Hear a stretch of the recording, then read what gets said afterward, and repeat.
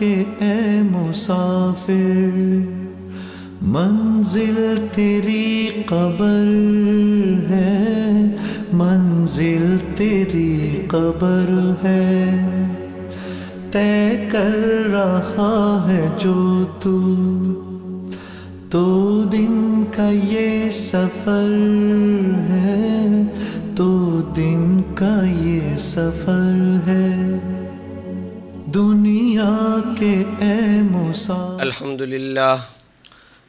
للہ نحمده ونستعینه ونستغفره ونؤمن به ونتوکل علیہ ونعوذ باللہ من شرور انفسنا ومن سیئات اعمالنا من يهده الله فلا مضل له ومن يضلله فلا هادي له وأشهد أن لا إله إلا الله وحده لا شريك له وأشهد أن سيدنا وسندنا ونبينا ومولانا محمدا عبده ورسوله صلى الله تعالى عليه وعلى آله وأصحابه وبارك وسلم تسليما كثيرا كثيرا أما بعد فقال الله تعالى في الكلام المجيد والفرقان الحميد أعوذ بالله من الشيطان الرجيم بسم الله الرحمن الرحيم أفتؤمنون ببعض الكتاب وتكفرون ببعض فما جزاء من يفعل ذلك منكم إلا خزي في الحياة الدنيا ويوم القيامة يردون إلى أشد العذاب وما الله بغافل عما تعملون وقال تعالى في مقام آخر ادخلوا في السلم كافة وقال النبي صلى الله عليه وسلم بعثت بالبيضاء وقال النبي صلى الله عليه وسلم بعثت بالحنيفة السمحة وقال النبي صلى الله عليه وسلم تركت فيكم أمرين لن تضلوا بما تمسكتم بهما كتاب الله وسنة رسوله صلى الله عليه وسلم آمنت بالله صدق الله مولانا العظيم وصدق رسوله النبي الكريم ونحن على ذلك لمن الشاهدين والشاكرين والحمد لله رب العالمين۔ محترم سامعین، دوستوں، ساتھیوں اور بزرگوں،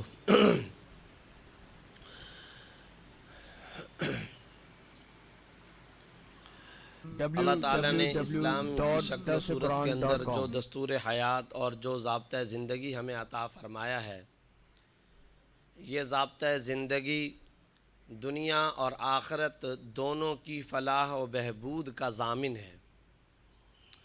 جب اللہ تعالیٰ نے ہمیں اس دنیا کے اندر پیدا فرمایا ہے تو کبھی بھی اللہ تعالیٰ کی یہ چاہت نہیں ہو سکتی تھی کہ یہ اس دنیا کے اندر پسماندہ رہ کر کے زندگی گزار کر کے آ جائیں، یہ اس دنیا میں کمزور رہ کر کے زندگی گزار کر کے آ جائیں، یہ اس دنیا کے اندر پریشانیوں کی حالتوں میں زندگی گزار کر کے آ جائیں۔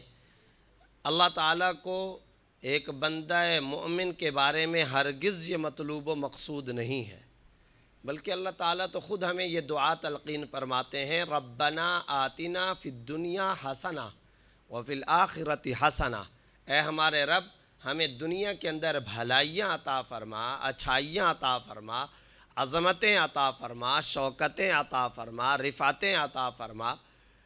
آپ سوچ سکتے ہیں قرآن کریم کے اندر مومن کے بارے میں صرف دو طرح کی باتیں ذکر کی گئی ہیں۔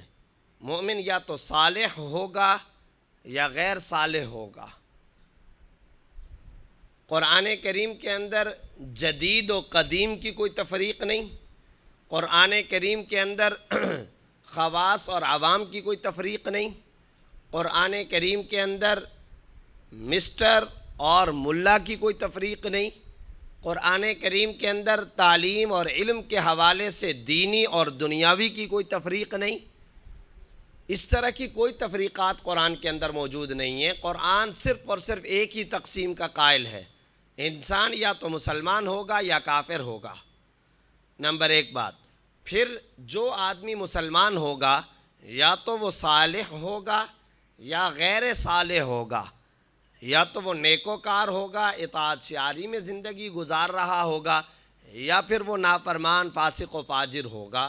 یہ ہے در حقیقت قرآن کریم کی تقسیم۔ اب جو قرآن کریم مسلمان کو صالح بننے کی ترغیب دیتا ہے، تو قرآن کریم کا صالح بنانے سے کیا مراد ہے؟ یہی مراد ہو سکتا ہے کہ اس دنیا کے اندر جو آدمی دین اسلام پر کامل طریقے سے چلے تو وہ ایسا ہونا چاہیے کہ اسے دنیا کی عظمتیں بھی نصیب ہوں، دنیا کی رفعتیں بھی نصیب ہوں، دنیا کی ترقیات بھی اس کے مقدر میں ہوں، وہ دنیا میں کوئی پریشان حالی اور پسماندگی کے ساتھ زندگی نہ گزارے، بلکہ دنیا کی بھی بھلائیاں اس کو ملیں اور آخرت کی بھی بھلائیاں اسے ملیں۔ یہ ہے اللہ تعالیٰ کی چاہت اور اللہ تعالیٰ کا ایک بندہ مومن کے بارے میں مطلوب و مقصود۔ اب میرے دوستو، اللہ تعالیٰ کی اس چاہت کو ہم اپنے وجود سے کیسے پورا کریں گے کہ ہم ایک ایسے مومن صالح بن جائیں کہ دنیا کی بھی ساری ترقیاں ہمیں ملیں اور آخرت کی بھی ساری ترقیاں ہمیں ملیں۔ اس کا نسخہ خود قرآن کریم اور فرقان حمید ایک ضابطۂ خداوندی کے طور پر بیان کرتا ہے۔ ادھر ادھر کی کوئی مولویانہ بات نہیں، کسی ٹیبل ٹاک پر بیٹھے ہوئے دانشوروں کے فلسفے کی بات نہیں ہے، آپ کے اور میرے دماغ کی رگوں کی بات نہیں ہے۔ قرآن کریم سے اس سوال کا جواب پوچھتے ہیں کہ دنیا میں مسلمان کو ترقی حاصل کرنے کے لیے اور آخرت میں مسلمان کی ترقی کے لیے ایک مسلمان کو کیا کرنا ہوگا؟ تو قرآن کریم کہتا ہے اَفَتُؤْمِنُونَ بِبَعْضِ الْكِتَابِ وَتَكْفُرُونَ بِبَعْضِ، کیا تم لوگ یہ کام کرتے ہو کہ قرآن کے بعض احکام کے اوپر عمل کرتے ہو، اس کے اوپر ایمان لاتے ہو، اس کے اوپر یقین رکھتے ہو، اس کو تسلیم کرتے ہو، وَتَكْفُرُونَ بِبَعْضِ، اور قرآن کے بعض احکام کا تم انکار کرتے ہو، اس کی دھجیاں بکھیرتے ہو۔ جس چیز اور جس حکم کے بارے میں تمہارا دل چاہتا ہے، تمہارا من چاہتا ہے، تمہاری آرزوئیں تمنائیں چاہتی ہیں، اس کو اختیار کر لیتے ہو۔ جہاں تمہارے نظریے پہ چوٹ پڑ رہی ہوتی ہے، تمہارے آرام پر چوٹ پڑ رہی ہوتی ہے، تمہاری عیش پسندی پر چوٹ پڑ رہی ہوتی ہے، تمہاری غفلت اور کوتاہی کا پردہ جہاں چاک ہو رہا ہوتا ہے، جہاں تمہیں تمہارے گھروں سے نکالنے کی بات آتی ہے، جہاں انسانیت کو نفع رسانی کے لیے تم کو داعیانہ کردار ادا کرنے کا خدائی اور الہی حکم تمہاری طرف متوجہ ہوتا ہے، تم وہاں غفلت کا شکار ہونا چاہتے ہو، تم وہاں پر کوتاہی اختیار کرنا چاہتے ہو۔ اَفَتُؤْمِنُونَ بِبَعْضٍ وَتَكْفُرُونَ بِبَعْضٍ، بعض احکام پر ایمان لاتے ہو اور بعض احکام کا انکار کرتے ہو۔ اگر تم یہی کرنا چاہتے ہو تو پھر اب اگلا تمہارا نتیجہ بھی بیان کیا جا رہا ہے، فَمَا جَزَاءُ مَن يَفْعَلُ ذَلِكَ مِنْكُمْ، جو آدمی یہ طرز عمل اختیار کرے اس کی کوئی جزا نہیں ہو سکتی سوائے اس کے إِلَّا خِزْيٌ فِي الْحَيَاةِ الدُّنْيَا، نمبر ایک یہ کہ وہ دنیا کے اندر رسوائی پاتا ہے، دنیا کے اندر ضلالت، زوال، رسوائی اور دنیا کے اندر بربادی اس کا مقدر ہوتی ہے۔ اور وَيَوْمَ الْقِيَامَةِ يُرَدُّونَ إِلَىٰ أَشَدِّ الْعَذَابِ، اور قیامت والے دن ایسے لوگوں کو سخت ترین عذاب کی طرف منتقل کیا جائے گا۔ وَمَا اللَّهُ بِغَافِلٍ عَمَّا تَعْمَلُونَ، اور ہرگز اللہ تعالیٰ غافل نہیں ہے ان اعمال سے جو تم کرتے ہو۔ یہ پہلا سپارہ ہے، سورۃ البقرہ ہے، قرآن کریم کی آیت ہے، کسی کی کوئی اپنی ذاتی جیب کی بات نہیں ہے۔ اللہ تعالیٰ یہ حکم بیان فرما رہے ہیں۔ ایک اور جگہ پر اللہ تعالیٰ فرماتے ہیں ادخلوا فی السلم کافہ، پورے اسلام کے اندر داخل ہو جاؤ۔ تو میرے بھائی، دوستوں، ساتھی اور بزرگوں، جب عوام الناس کے سامنے یہ بات کی جاتی ہے کہ مسلمان کی ترقی اس کے اندر مضمر ہے کہ وہ پورے کے پورے اسلام کے اندر داخل ہو، تو فوری طور پر عامیانہ سطح پر ایک اعتراض اور ایک سوال اٹھتا ہے، اور وہ سوال یہ اٹھتا ہے کہ یہ جو یورپ کے لوگ ہیں، جو مغرب کے لوگ ہیں، جو غیر مسلم اور کافر ہیں، تو وہ غیر مسلم اور کافر تو دنیا میں ترقی کرتے چلے جا رہے ہیں، وہ تو کوئی دین اسلام کو نہیں مان رہے، وہ تو دنیا کی ساری ترقیاں کرتے چلے جا رہے ہیں۔ اچھا، آپ کے ذہن میں اگر یہ سوال پیدا ہوا تو خود قرآن بھی پھر اس کا جواب دیتا ہے۔ قرآن یہ کہتا ہے مسلمانوں کے لیے اللہ کے ہاں الگ معیار اور قانون ہے، کافروں کے لیے اللہ کے ہاں الگ معیار اور قانون ہے۔ اللہ تعالیٰ فرماتے ہیں فَلَا يَغْرُرْكَ تَقَلُّبُهُمْ فِي الْبِلَادِ، ان کافروں سے دھوکہ نہ کھانا، ان کی چکا چوند اور دنیا کے شہروں میں ان کی ترقیاں کبھی تم کو دھوکہ نہ دیں، ان کا معاملہ الگ ہے، ان کو آخرت میں کوئی حصہ نہیں ملنے والا۔ اللہ نے ان کو دنیا کے اندر داعی اور مبلغ دین بنا کر کے نہیں بھیجا ہے۔ وہ تو وہ لوگ ہیں کہ تم لوگوں کے لیے شکار بننے کے لیے اللہ تعالیٰ نے ان کو بنایا۔ وہ تو وہ لوگ ہیں کہ تم داعی بنو گے، وہ مدعو بنیں گے۔ وہ تو وہ لوگ ہیں کہ وہ تمہارے خادم بنے، تم مخدوم بنو گے۔ وہ تو وہ لوگ ہیں تم مؤثر بنو گے، وہ تم سے متاثر ہوا کریں گے۔ وہ تو وہ لوگ ہیں کہ تم اسلام کے عدل اور انصاف کے نظام کو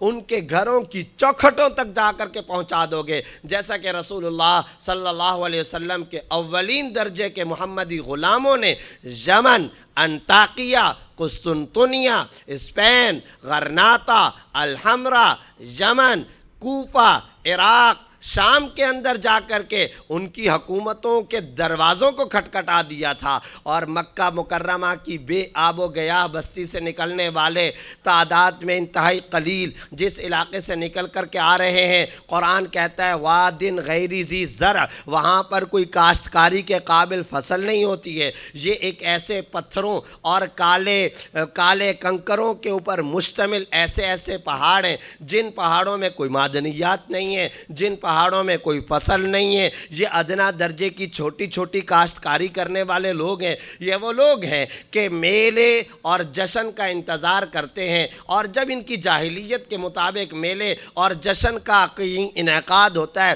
تو بھیڑیں اور بکریوں کو لے جا کر کے بیچ کر کے یہ اپنے بچوں کا پیٹ پالتے ہیں، کہیں سے کشمش اور کھجور لا کر کے چھوٹی تجارتیں کرتے ہیں۔ یہ ادنا درجے کی کاشتکاری کرنے والے لوگ، کھجور اور کشمش بیچنے والے لوگ، یہ دنیا کے اعتبار سے خود حضرت فاروق اعظم فرماتے ہیں خطاب کا بیٹا عمر تو وہ تھا جسے مکہ کے پہاڑوں کے اندر اونٹوں کے ریوڑوں کو صحیح طریقے سے چرانے کا بھی طریقہ نہیں آتا تھا، لیکن اللہ تعالیٰ نے رسول اللہ صلی اللہ علیہ وسلم کو بھیجا۔ کس ماحول کے اندر بھیجا؟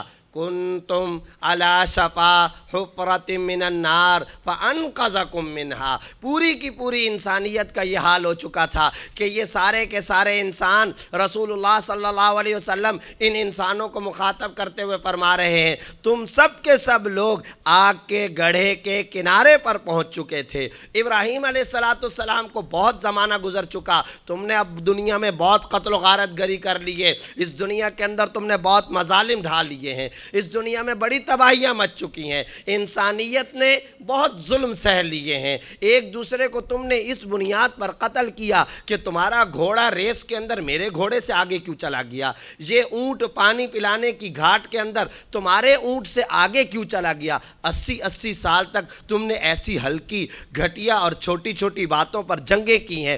اب اس زمانے میں جب تاریکی پھیلی ہوئی ہے، جب حالت یہ ہے کہ سگی ماں کو اس کے مخصوص ایام کے موقع پر لے جا کر کے جنگلوں کے اندر کھجور کے درخت کی چھالوں کے ساتھ باندھ دیا جاتا تھا، جب حالت انسانیت کی جہاں تک پہنچ چکی تھی کہ اپنے گھر کے اندر پیدا ہونے والی بچیوں کو زندہ درگور کر دیا جاتا تھا، جب حالت انسانوں کی یہ پہنچ چکی تھی کہ محض صرف اور صرف اس بنیاد پر کہ تمہارے گھر کی ہوا یہاں آنے سے رک رہی ہے، اس بنیاد پر 40 سال تک دونوں قبیلوں کے درمیان میں لاکھوں افراد قتل ہو جایا کرتے ہیں۔ جب یہ حالت انسانیت کی چل رہی تھی، اب اللہ تعالیٰ فرماتے ہیں لَقَدْ مَنَّ اللَّهُ عَلَى الْمُؤْمِنِينَ إِذْ بَعَثَ فِيهِمْ رَسُولًا مِّنْ أَنفُسِهِمْ۔ اللہ تعالیٰ نے اب انسانوں پر احسان کا معاملہ فرمایا، اب مومنوں پر احسان کا معاملہ فرمایا۔ إِذْ بَعَثَ فِيهِمْ رَسُولًا، ان کے اندر ایک پیغمبر بھیجا، مِّنْ أَنفُسِهِمْ، انہی میں سے، يَتْلُو عَلَيْهِمْ آيَاتِهِ،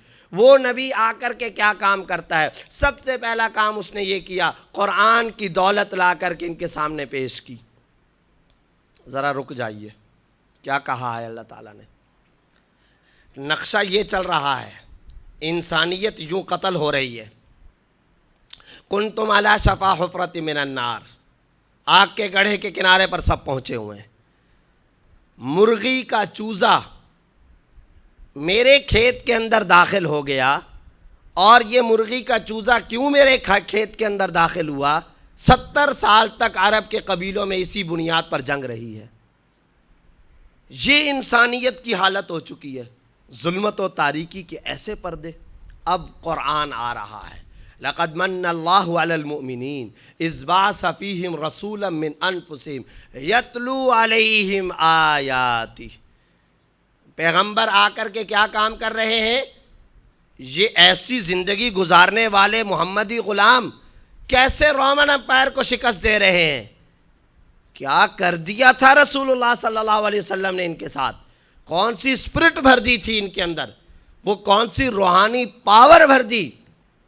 پرشین امپائر عمر کا نام سن کر کے تھرا رہی ہے۔ خالد بن ولید شام کے اندر جا کر کے رومن امپائر کی دھجیاں بکھیر رہا ہے۔ سعد بن ابی وقاص اسی دجلہ اور فرات کو کراس کر کے ایران کی حکومت کے دروازے کو کھٹکھٹا رہا ہے۔ تو ایسی زندگی گزارنے والے لوگ تھے، کیا کام کر دیا تھا؟ تو خود قرآن جواب دے رہا ہے، یتلو علیہم آیاتی۔ جب انسانیت قتل ہو رہی ہو، اب غار حرا سے ایک آواز بلند ہوتی ہے۔ وہ آواز کیا ہے؟ اقرا اقرا۔ لوگ قتل ہو رہے ہیں، لوگ مر رہے ہیں۔ اب اللہ تعالیٰ کی طرف سے جو خالق کائنات ہے اس کی طرف سے حل آ رہا ہے۔ غار حرا میں پہلی وحی آئی ہے، پہلی وحی کا پہلا لفظ کیا؟ اقرا اقرا بسم ربک الذی خلق۔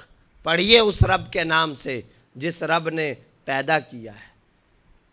تو پتہ یہ چلا کہ سب سے پہلا انسانیت کے لیے امن و سلامتی کا پیغام اور مسائل کا حل اللہ تعالیٰ نے قرآن کی شکل میں انسانیت کو عطا فرمایا ہے۔ یہ پہلا کام ہوا ہے انسانوں کے ساتھ۔ جب ظلمت اور تاریکی پھیلی ہوئی ہوگی، جب تباہی اور بربادی کی داستانیں عام ہوں گی، جب انسانیت کی جبین اور انسانیت کا ماتھا شرمساری کی حالت میں پسینے سے عرق عرق ہوگا، تو اب اللہ کی نظر میں جو پہلا حل ہے وہ ہے اقرأ بسم ربک الذی خلق۔ اس کا مطلب یہ ہوا کہ انسانیت کی ہدایت قرآن کے ساتھ تعلق میں ہے۔ اس کا واضح طور پر مطلب یہ ہے، انسانیت تباہ و برباد ہو رہی تھی، غار حرا میں پہلا لفظ ہے اقرأ، آپ پڑھیے بسم ربک الذی خلق۔ پھر صرف اقرأ کی بات نہیں ہے، صرف اقرأ کی بات نہیں ہے۔ مشکل تو یہ ہے نا کہ قرآن کو تو سمجھیں تو صحیح، پڑھیں تو صحیح، کہتا کیا ہے قرآن؟ حضرت علی رضی اللہ تعالیٰ عنہ فرماتے ہیں کہ جب میں یہ چاہتا ہوں کہ میں اللہ تعالیٰ سے باتیں کروں تو میں نماز کے لیے کھڑا ہو جاتا ہوں، اور جب میں یہ چاہتا ہوں کہ اللہ تعالیٰ مجھ سے باتیں کریں تو میں قرآن کی تلاوت شروع کر دیتا ہوں۔ الف لام را کتاب انزلناہ الیک لتخرج الناس من الظلمات الی النور۔ اللہ تعالیٰ فرما رہے ہیں کہ ہم نے قرآن کو نازل کیا ہے آپ کے اوپر۔ اب کیا کام ہے قرآن کا؟ کس لیے؟ لتخرج الناس من الظلمات الی النور، لتخرج الناس من الظلمات الی النور۔ کس لیے قرآن کو نازل کیا جا رہا ہے؟ قرآن کس لیے آ رہا ہے؟ تاکہ 14ویں صدی کے اندر مختلف محلوں اور گلیوں کے اندر رہنے والے لوگ قرآن کے بارے میں امام صاحب کے پاس آ کر کے جھاڑ پھونک کا کام کروایا کرے؟ کس لیے قرآن کو میں نے نازل کیا آپ کے اوپر؟ تعویذ گنڈا لکھا کرے؟ کس لیے قرآن کو میں نے نازل کیا؟ تاکہ یہ سخی حسن کے لوگ اور پاکستان کے لوگ، کراچی کے لوگ اپنے اپنے مقامی قبرستانوں میں جا کر کے قبر کے سرحانے ایصال ثواب کے لیے تلاوت کر لیا کرے۔ قرآن کو کس لیے نازل کیا؟ دکان اور مکان شاپنگ سینٹر کا افتتاح ہوگا، اوپننگ کے لیے یہ قرآن کے الفاظ اور نقوش کی تلاوت کر لیا کریں گے؟ نہ، لِتُخْرِجَ النَّاسَ مِنَ الظُّلُمَاتِ إِلَى النُّورِ۔ قرآن کو ہم نے اس لیے نازل کیا ہے تاکہ اے محمد صلی اللہ علیہ وسلم آپ لوگوں کو، انسانوں کو تاریکی، اندھیرے اور ظلمتوں سے نکال کر علم اور ایمان کی روشنی میں ایک ایک انسان کو پکڑ پکڑ کر کے لا کر کے کھڑا کر دے۔ بِإِذْنِ رَبِّهِمْ، ان کے رب کے حکم سے۔ اب ذرا یہاں ایک دو نکتے ہیں علمی طور پر، ان کو ذرا آپ غور فرمائیں۔ پیچھے آیا لِتُخْرِجَ النَّاسَ، تاکہ لوگوں کو نکالو۔ لِتُخْرِجَ المسلمین کی بات نہیں ہے، لارج اسکرین۔ لِتُخْرِجَ المؤمنین کی بات نہیں ہے، تاکہ لوگوں کو نکالو۔ لوگوں میں کافر بھی ہیں، لوگوں میں مسلمان بھی ہیں۔ بہت بڑا پیغام ہے، بہت بڑا پیغام۔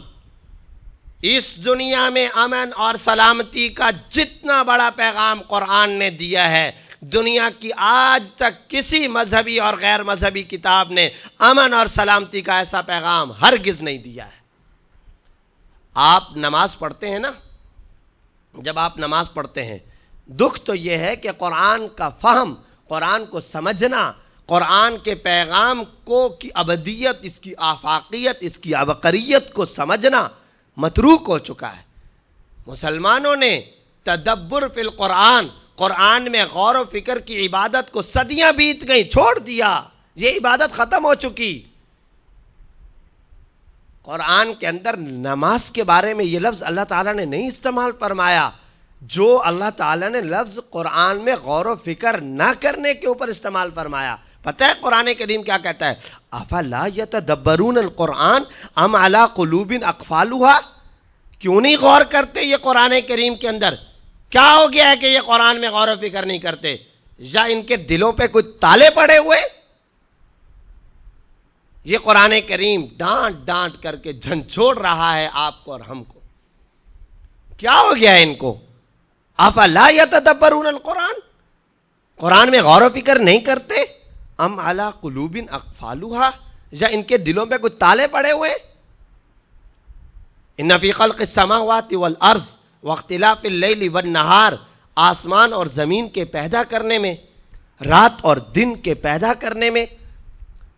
آسمان ہے، کیسا بنایا اللہ تعالیٰ نے آسمان؟ ان فی خلق السماوات، بغیر ستونوں کی چھت بنا دی۔ کیسی چھت؟ فرجع البصر هل ترى من فطور، اس آسمان کی طرف بھی تو کبھی کبھار دیکھا کرو، کہیں تم کو اس کے اندر کوئی پھٹن اور شگاف نظر آتا ہے؟ ایسی چھت بنا دی۔ ثم ارجع البصر کرتین، پھر اپنی نگاہ اٹھا کر کے دوبارہ دیکھو، ینقلب الیک البصر خاسئا وهو حسیر، جب تم عیب کی نگاہ، تنقید کی نگاہ، جرح اور اعتراض کی نگاہ اس آسمان کے اوپر اٹھاؤ گے تو تمہیں اس کے اندر کوئی عیب محسوس نہیں ہوگا، کوئی پھٹن اور شگاف محسوس نہیں ہوگا۔ یہ نگاہیں دوبارہ تمہاری طرف نامراد ہو کر کے لوٹ آئیں گی، اس حالت میں کہ تمہاری نگاہیں یہ بولنے پر مجبور ہو جائیں گی کہ اس آسمان کے اندر کسی قسم کا کوئی عیب موجود نہیں ہے۔ یہ ہے غور و فکر کی دعوت۔ سنریہم آیاتنا فی الآفاق وفی انفسہم، ہم دکھا دیں گے انسانوں کو نشانیاں، کس کے اندر؟ فی الآفاق، فی الآفاق، فی الآفاق، آسمانوں میں نشانیاں دکھائیں گے۔ وفی انفسہم، ان لوگوں کے اپنے حالات اور ان لوگوں کے اپنے نفسوں میں نشانیاں دکھائیں گے، یہاں تک کہ آنا پڑے گا انسانیت کو اس طرف، حتی یتبین، ان لوگوں کو آنا پڑے گا اس بات کی طرف، انہ الحق، انہ الحق، بے شک اللہ تعالیٰ کی ذات حق ذات ہے۔ یہ ایمان کی اسپرٹ کب پیدا ہوگی؟ جب قرآن میں تو غور و فکر ہوگا، قرآن کو قرآن کے انداز میں پڑھا تو جائے گا۔ سید عطا اللہ شاہ صاحب بخاری رحمۃ اللہ علیہ فرمایا کرتے تھے، ارے آج کا مسلمان اگر تو قرآن کو امام رازی و غزالی کی طرح نہیں پڑھ سکتا تو کم از کم علامہ اقبال ہی کی طرح درد دل سے پڑھ لے۔ اور یہ کوئی الگ سے کوئی انوکھی بات نہیں ذکر کر رہا ہوں۔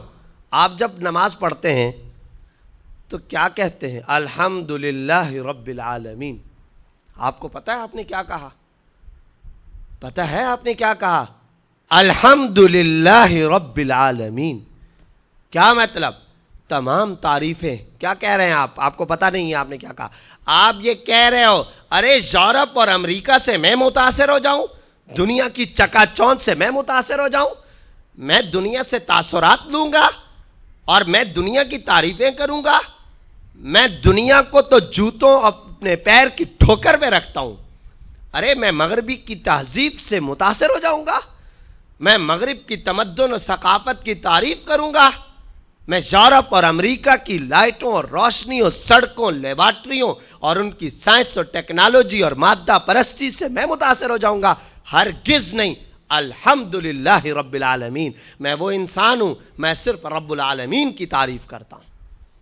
الحمدللہ رب العالمین، میں متاثر ہوتا ہوں تو صرف اور صرف رب العالمین سے متاثر ہوتا ہوں۔ میں مؤثر ہوں، متاثر نہیں ہوں۔ میں داعی ہوں، مدعو نہیں ہوں۔ میں مخدوم ہوں، خادم نہیں ہوں۔ میں مقصود کائنات ہوں، دم چھلا سابقہ اور لاحقہ نہیں ہوں۔ الحمدللہ رب العالمین۔ پھر آگے آپ کیا کہتے ہیں پتہ ہے آپ کو؟ رب العالمین۔ بہت عجیب بات، رب العالمین۔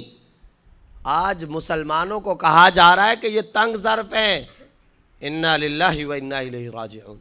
اسلام کو کہا جا رہا ہے کہ یہ تنگ ظرف دین ہے۔ ارے مسلمانوں کو تنگ ظرفی کا طعنہ، لا حول ولا قوة الا باللہ۔ ہمارا بچہ توتلی زبان سے جب بولنا شروع کرتا ہے تو پتہ ہے کیا بولتا ہے؟ آمنت باللہ و ملائکتی و کتبہ و رسلی۔ ہم تو اتنے وسیع الظرف قوم ہیں، اتنے وسیع الظرف ہیں، ہمارا ذہن تو اتنا وسیع ہے، اتنا وسیع ہے کہ ہمارا چھوٹا بچہ جب توتلی زبان سے بولنا شروع کرتا ہے وہ پتہ ہے کیا کہتا ہے؟ میں ایمان لایا اللہ پر۔ چھوٹا بچہ اللہ کی بات کرتا ہے، چھوٹا بچہ خالق کائنات کی بات کرتا ہے۔ آمنت باللہ و ملائکتی، پھر آگے وہ کیا بولتا ہے؟ وہ کہتا ہے وَكُتُبِهِ، میں کتابوں پر ایمان لایا۔ چھوٹا بچہ پکار کر کے کہہ رہا ہے میں تورات پہ ایمان لایا، میں زبور پہ ایمان لایا، میں انجیل پر ایمان لایا، میں پچھلے تمام آسمانی پیغمبروں کے صحیفوں کو تسلیم کرتا ہوں۔ وہ بچہ پکار کر کے کہہ رہا ہے، اور آگے وَرَسُولِ ہی نہیں کہہ رہا، وہ محمد ہی نہیں کہہ رہا، وہ کہتا ہے وَرُسُلِ ہی، میں موسیٰ علیہ السلام پر ایمان لایا۔ یہودیوں آرام سے بیٹھ جاؤ، ہمیں نہ تنگ ظرفی کا تم تانا دینا۔ ہمارا تو توتلی زبان والا بچہ کہہ رہا ہے وَرُسُلِهِ، میں سلیمان علیہ السلام پر ایمان لایا، میں داؤد علیہ السلام پر ایمان لایا، میں موسیٰ علیہ السلام پر ایمان لایا۔ بچہ بول رہا ہے وَرُسُلِهِ، میں عیسیٰ علیہ السلام پر ایمان لایا۔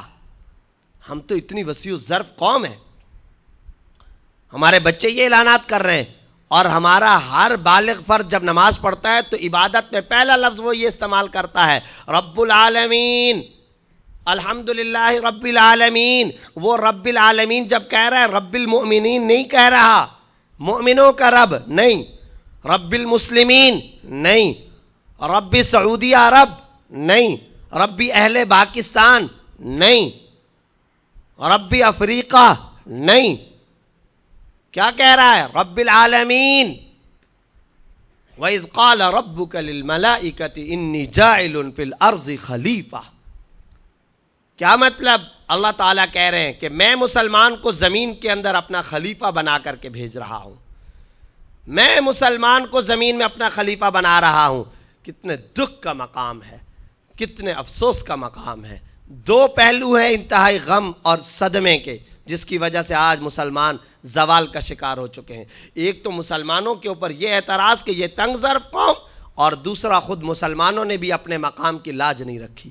قرآن آپ کو اتنا اونچا مقام دے رہا ہے، اسلام اتنا اونچا مقام دے رہا ہے کہ جب آپ پہلا لفظ استعمال کرتے ہو تو کہتے ہو الحمدللہ رب العالمین، آگے چل کر کے پہلے سپارے کے اندر اللہ آپ کو آپ کا مقام یاد دلاتا ہے۔ کیا؟ وَإِذْ قَالَ رَبُّكَ لِلْمَلَائِكَةِ إِنِّي جَاعِلٌ فِي الْأَرْضِ خَلِيفَةً، ہم نے مسلمان کو اس دنیا کے اندر اپنا جانشین بنایا ہے، اپنا خلیفہ بنایا ہے۔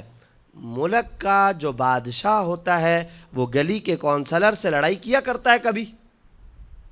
جو ملک کا بادشاہ ہوتا ہے وہ گلی کے اندر صفائی کرنے والے خاکروب سے لڑائی کیا کرتا ہے کبھی؟ کبھی کیا وہ اتنا گھٹیا کام بھی کرتا ہے؟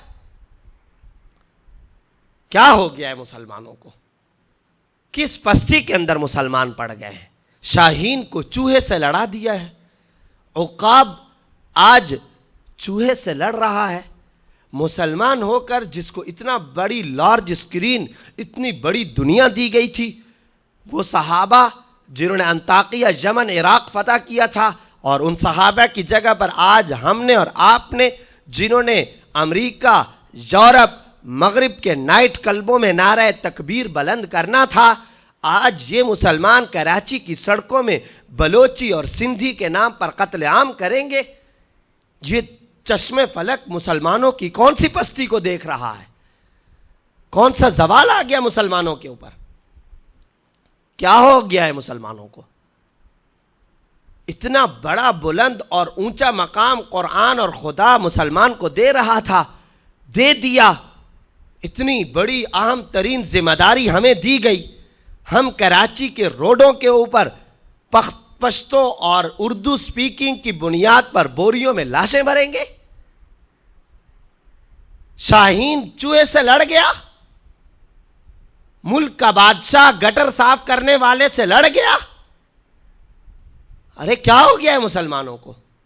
کس پستی کے اندر جا کر کے پڑے ہیں؟ پچھلی انسانی تاریخ میں تو کبھی مسلمانوں کو ایسا زوال نہیں آیا تھا۔ کافروں کی گولیوں سے تو یہ مسلمان چھلنی نہیں ہے۔ اسلام کے قلعے مسلمانوں کے ملک پاکستان کے اندر ایک دوسرے کا گلا کاٹنے والے مسلمان ہوں گے، جنہوں نے یورپ کے ایوانوں کے اندر اللہ کا کلمہ بلند کرنا تھا، جو انطاکیہ، رومن امپائر، پرشین امپائر کی دھجیاں بکھیرنے والے بلند و بالا مقام کے خدا کے زمین کے اندر خلفاء اور جانشین تھے۔ کیا ہو گیا ہے مسلمانوں کو؟ کہاں چلے گئے ہیں یہ مسلمان؟ کس پستی کا شکار ہو گئے ہیں ہم؟ ماؤں کی گودیں اجڑ گئیں، بیویوں کے سہاگ اور شوہر اس دنیا کے اندر تباہ ہو گئے، بچے یتیم ہو گئے، عورتیں بیوہ ہو گئیں۔ سکھ آئے ہوئے ہیں کیا یہاں پر؟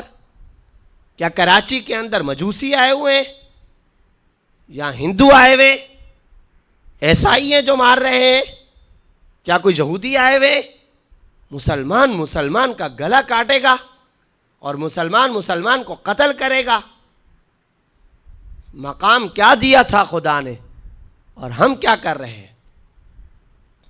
میں اگر ابھی آپ سے سوال کروں، یہ ہم جتنے اس وقت بیٹھے ہوئے ہیں اور یہ سارے سنتے کان، دیکھتی آنکھیں، میں اگر ان سب سے یہ سوال کروں، دل تمہارا چاہتا ہے یا نہیں چاہتا کہ خدا وائٹ ہاؤس کے اندر امریکہ، جرمنی، فرانس، پیرس، یورپ کے ایوانوں میں کلمہ تکبیر کو بلند کروا دے؟ یہ سب آپ کی چاہت ہے یا نہیں ہے؟ آپ یہ چاہتے ہیں یا نہیں چاہتے؟ تو پہلے پاکستان کے اندر ایک دوسرے کے قتل و غارت گری سے تو فارغ ہو جائیے،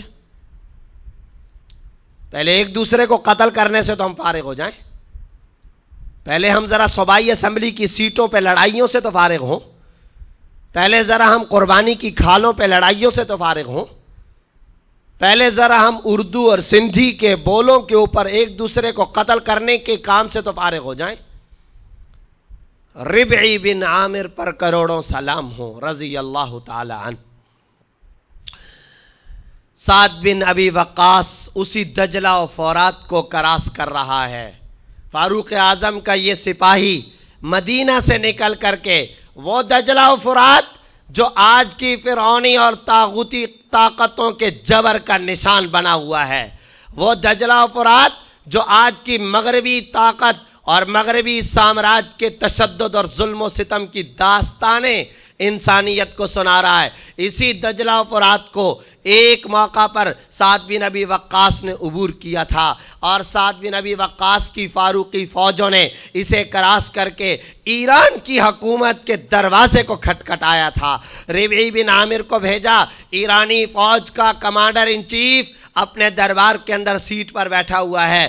ربعی بن عامر سامنے سے آتے ہیں، اس وقت ایرانی، مجوسی اور فارس کی فوج کی تلواریں نگاہوں کو خیرہ کر رہی ہیں۔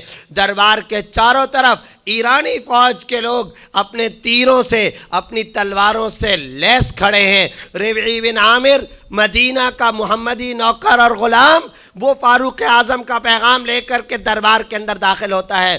یہ ایرانی commander Rustam, commander in chief, سوال کرتا ہے اور ہنس کر کے کہتا ہے، میاں کیا کرنے کے لیے آئے ہو؟ ربعی بن عامر رضی اللہ تعالیٰ عنہ کہتے ہیں، اللہ ابتعثنا لنخرج العباد من عبادت العباد الى عبادت رب العباد۔ اللہ تعالیٰ نے ہم کو بھیجا ہے، ہم نہیں کسی حاکم کے کہنے پر آئے۔ ہمارے ہاں کا جو حاکم ہوتا ہے وہ اللہ تعالیٰ کے نظام کا سپاہی ہوا کرتا ہے۔ اللہ تعالیٰ نے ہم کو بھیجا لنخرج العباد، تاکہ بندوں کو بندوں کی بندگی سے نکال کر بندوں کے رب کی بندگی کی طرف منتقل کر دے۔ اللہ تعالیٰ نے ہمیں بھیجا ہے تاکہ انسانیت کو دنیا کے دوسرے ظالمانہ نظام اور دوسرے مظالم والے ادیان کی تنگی سے نکال کر اسلام کی وسعت کے اندر لا کر کے کھڑا کر دیں۔ دنیا کے مختلف نظام ہائے تشدد اور نظام ہائے ظلم و ستم سے نکال کر اسلام کے عدل و انصاف کی طرف لا کر کے کھڑا کر دیں۔ ہم اس مقصد کے لیے یہاں پر آئے ہیں۔ تاریخ یہ بتا رہی ہے، جس کمانڈر ان چیف نے ربعی بن عامر کا مذاق اڑایا تھا، چند گھنٹوں کے بعد سعد بن ابی وقاص کی اس فوج نے ایران کو فتح کر کے محمدی غلام فاروق اعظم کو خط لکھا، امیر المومنین یمن فتح ہو چکا، عراق فتح ہو چکا، الجزائر فتح ہو چکا، اس کے بعد کوفہ فتح ہو چکا، دمشق فتح ہو چکا، ایران فتح ہو چکا ہے۔ 22,31,000 50 مربع میل فتح کرنے کے بعد فاروق اعظم رضی اللہ تعالیٰ عنہ کو خط لکھا ہے، تشریف لائیے، آ کر کے اسلام کے عدل، امن اور سلامتی کے نظام کو اس انسانیت کے اوپر قائم کر دیجئے۔ یورپ کے لوگ، تاریخ گواہ ہے، اسلام کے امن و سلامتی کے نہ صرف معترف رہے ہیں، فرانس کی اسمبلی نے آج بھی عمر لاس کو اپنے قوانین کا حصہ بنایا ہوا ہے۔ لاٹ آف پادری اور بشپ فلسطین کے اندر رہتے ہوئے فاروق اعظم کو مدینہ منورہ میں خط لکھ رہا ہے، عمر آپ تشریف لائیے، ہم اسلام کے امن اور سلامتی کے احکام سے بہت متاثر ہیں، آپ آئیے، ہم بیت المقدس کی چابیاں آپ کے حوالے کریں گے۔ فاروق اعظم رضی اللہ تعالیٰ عنہ، کروڑوں رحمتیں اور برکتیں ان کی مرقد مبارک پر نازل ہوں، بیت المقدس تشریف لائے، اور جس وقت آئے ہیں غلام ساتھ تھا، باری باری گھوڑے پر سوار ہوتے تھے۔ تاریخ کہتی ہے کہ جب فاروق اعظم بیت المقدس کے اندر داخل ہو رہے ہیں، فلسطین کے اس کرۂ ارض پر داخل ہو رہے ہیں، اس وقت گھوڑے پر سواری کرنے کی باری فاروق اعظم کے غلام کی تھی۔ چنانچہ فاروق اعظم نے گھوڑے کی لگام پکڑی ہوئی ہے اور ان کا غلام گھوڑے پر سوار ہے۔ کلیسا کے باہر عیسائیوں کا لاٹ آف پادری استقبال کر رہا ہے، اور استقبال کر کے کلیسا کے اندر حضرت فاروق اعظم کو لے کر کے گیا ہے، اور وہاں جانے کے بعد گفتگو ہوئی ہے۔ بیت المقدس کی چابیاں لاٹ آف پادری نے حضرت عمر کے حوالے کی ہیں۔ تھوڑی دیر کے بعد حضرت عمر نے آسمان کی طرف دیکھا اور فرمایا، میری ظہر کی نماز کا وقت ہو چکا ہے۔ حضرت حسین رضی اللہ تعالیٰ عنہ نے عبید اللہ بن زیاد سے کہا تھا، جنگ تو ہوتی رہے گی، میری عصر کی نماز کا وقت قائم ہو چکا ہے۔ یہ وہ لوگ تھے، آگ میں جل جانا برداشت، پہاڑ کے اندر سے گر جانا برداشت، समंदर के अंदर डूब जाना बर्दाश्त है, आग में सड़ जाना बर्दाश्त है, नमाज कभी नहीं छूटेगी, नमाज नहीं छूटेगी। कुल ला इलाहा इल्लल्लाह सुम्मा इस्तक़िम। रसूलुल्लाह सल्लल्लाहु अलैहि वसल्लम ने ये तरबियत फरमाई थी। एक मरतबा कह दो ला इलाहा इल्लल्लाह सुम्मा इस्तक़िम, फिर डट जाओ। डटने का क्या मतलब? मैं मर जाऊंगा, मैं सड़ जाऊंगा, मैं गिर जाऊंगा, मैं गर्क हो जाऊंगा, मैं तबाह हो जाऊंगा, नजरिए पर, आमाल सालिहा पर कभी समझौता नहीं करूंगा। गवांटानामो की जेल हो या यमन के अंदर तड़पते हुए सहरा हो, फारूक आजम की ये फौजें खड़ी होकर के बाजमात नमाजें अदा किया करती थी। हज़रत फ़ारूक आज़म ने फरमाया मेरी ज़ोहर की नमाज का वक़्त हो चुका है। कलीसा का लॉट ऑफ पादरी कहता है उमर आप इस कलीसा के अंदर ही नमाज अदा कर सकते हैं, आप यहाँ पर पढ़ लीजिए।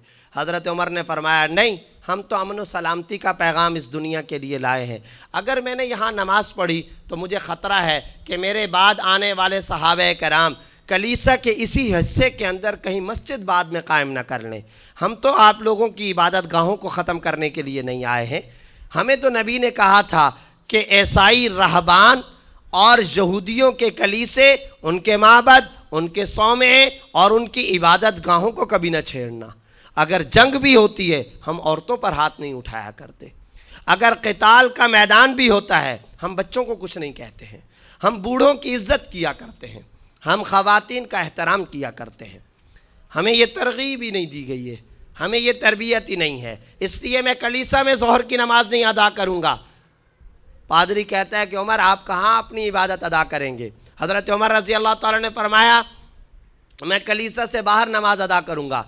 चुनाचे हज़रत उमर रज़ी अल्लाह ताला कलीसा से बाहर निकलते हैं, बैतुल मक़दस के सामने तपते हुए सहरा की रेत पर हज़रत उमर रज़ी अल्लाह ताला ने ज़ोहर की नमाज अदा की है। अबू उबैदा इब्नुल जर्राह और दीगर सहाबा कराम ने वहीं से बैतुल मक़दस की नई तामीर नौ का आगाज़ किया है।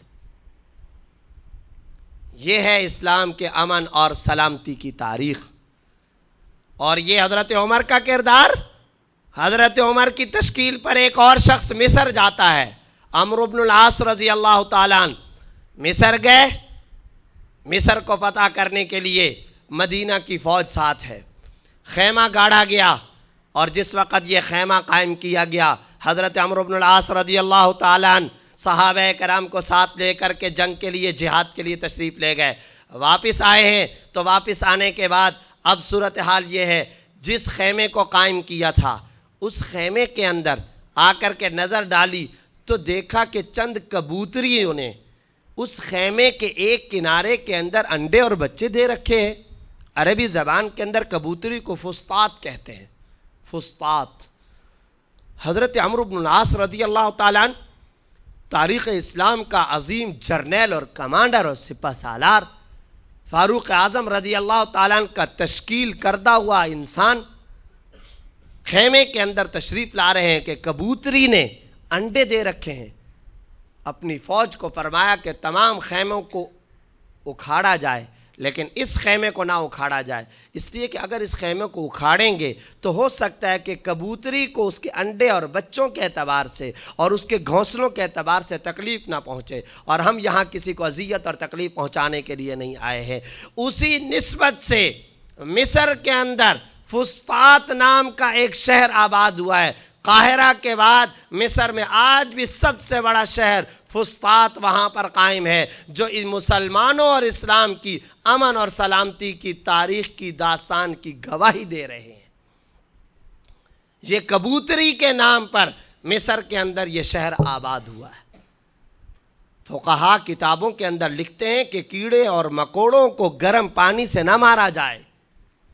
हारून रशीद बगदाद में इंसानी और हैवानी तारीख़ के अंदर सबसे पहली मर्तबा जानवरों के लिए हस्पताल कायम कर रहे हैं।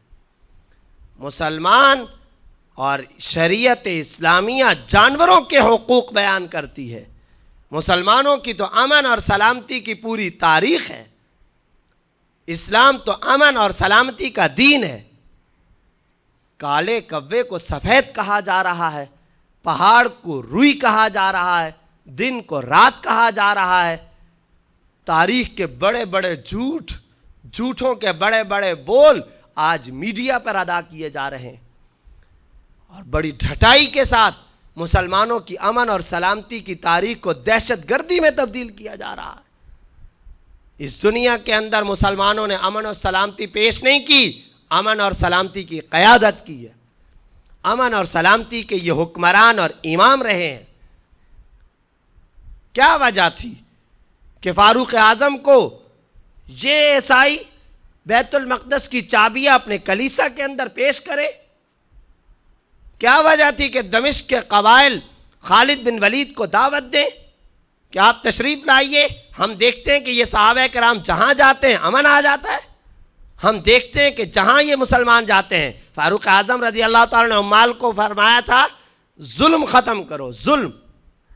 اگر ایک کافر دوسرے کافر پر بھی ظلم کر رہا ہے تو ہمیں نبی صلی اللہ علیہ وسلم نے فرما کر کے رکھا ہوا ہے انصر اخاک ظالما او مظلوما، فرمایا کہ اپنے مظلوم انسان کی مدد کرو۔ پوری دنیا کے اندر ظلم کی چکی میں پسنے والے جتنے لوگ ہیں مسلمان ان کے ساتھ ہیں، اسلام ان کی ساتھ اور ان کی رفاقت کا حکم دیتا ہے۔ اس دنیا میں جتنے امن اور سلامتی کے احکام قرآن نے عطا فرمائے ہیں، آج عصبیت کے نام پر قتل ہو رہا ہے، لسانیت اور رنگت کی نام پر قتل ہو رہا ہے۔ کیوں؟ قرآن اور اسلام سے یہ مسلمان دور ہو چکا ہے۔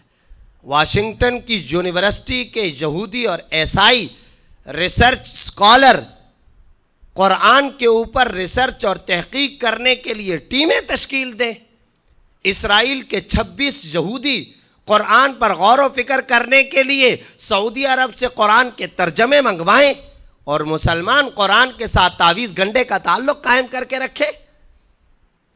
وہ قرآن کے ترجمے، معنی، تفسیر اور مفہوم کو سمجھنے کے لیے مسلمانوں کو استاذ کے طور پر علماء کی خدمات کو، علماء کی کتابوں کو انگلش میں ٹرانسلیشن کر رہے ہوں۔ یہ کیا ہمارے ہمدرد ہیں کہ کیمبرج کے اندر امام غزالی کی کتابوں کے ترجمے ہو رہے ہیں؟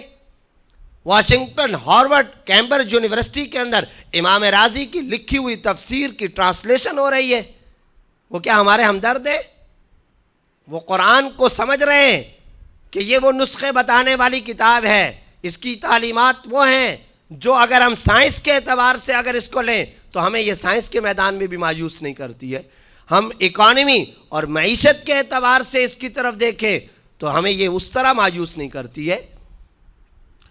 ٹورنٹو کے اندر حضرت مولانا مفتی محمد تقی عثمانی صاحب مدد ظلم العالی سے اپنے وقت کا وہاں کا عیسائی میئر بلا کر کے پوچھ رہا ہے کہ بتائیے حضرت، پوری دنیا کے اندر اسلامی اکانومی کے علاوہ جتنے معیشت کے اصول ہیں ہم دیکھ رہے ہیں کہ ان کا سانس ٹوٹ رہا ہے، ان کا دم خم ختم ہو رہا ہے۔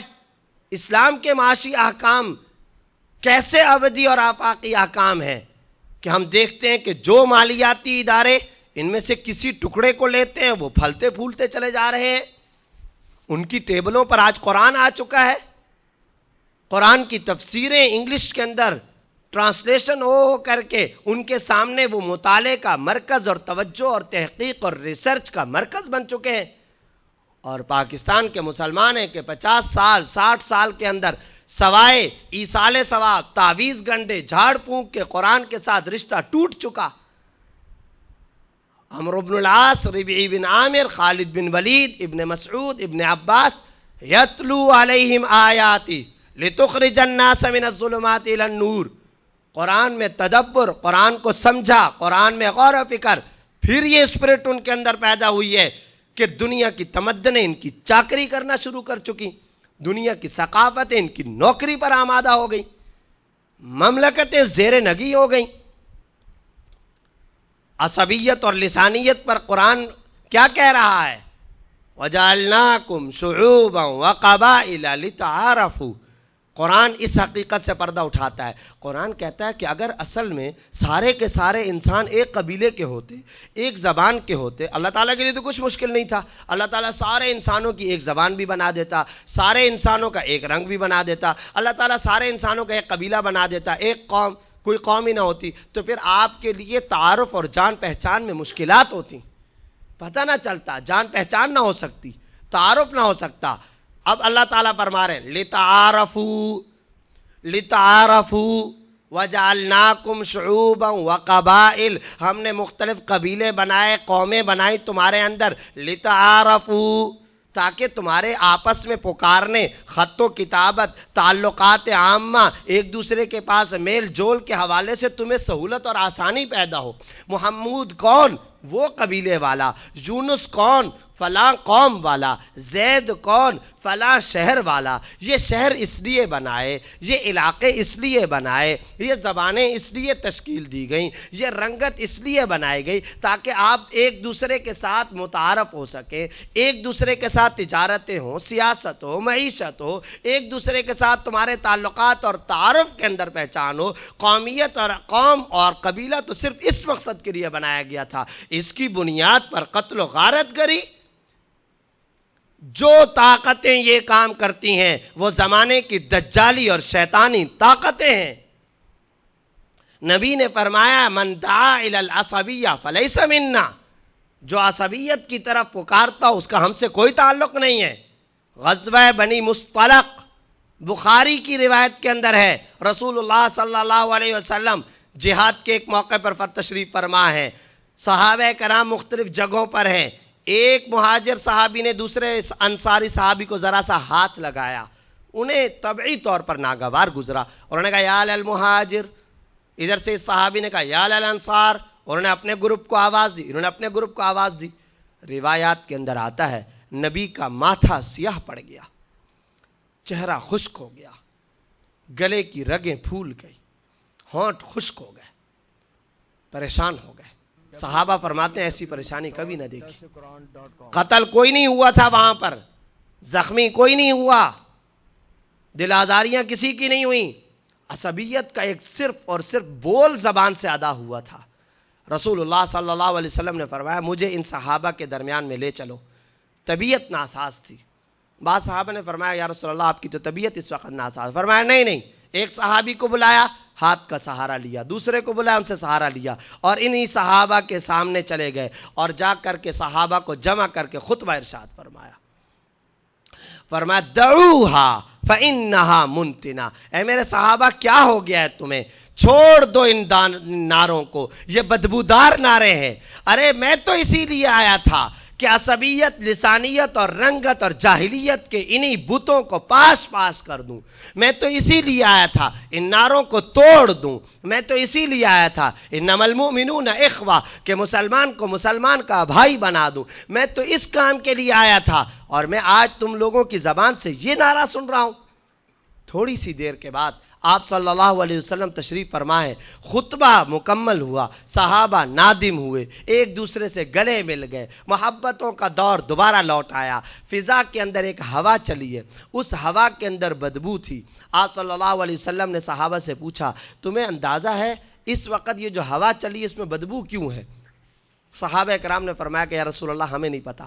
فرمایا کہ یہ اس لیے کہ ایک شخص نے تم میں سے چونکہ جاہلیت کا ایک صرف نعرہ لگا لیا تھا، اللہ نے اس کی وجہ سے آسمان کی ان فضاؤں کو بھی بدبودار کر دیا ہے. زبان سے ایک نقوش میں وہ نفوس میں تبدیل نہیں ہوا، جاہلیت کے صرف نقوش ابھرے، خدا نے فضاؤں کو بدل دیا. فضاؤں، خلاؤں، ہواؤں کے دائرے بدبودار ہو گئے. حالانکہ نبی کی ذات موجود، ابو بکر و عمر موجود، چشم فلک نے ان جیسے نیک انسان کبھی نہیں دیکھے، ایسے لوگ موجود، اس کی باوجود فضا بدبودار نہ ہو گئی. اور آج پاکستان کی سڑکوں پر عصبیت، لسانیت اور رنگت اور قومیت کی بنیاد پر قتل ہوں گے، اور ہم یہ چاہتے ہیں کہ یورپ کے ایوانوں میں خدا کا تکبیر کا نعرہ بلند ہو جائے.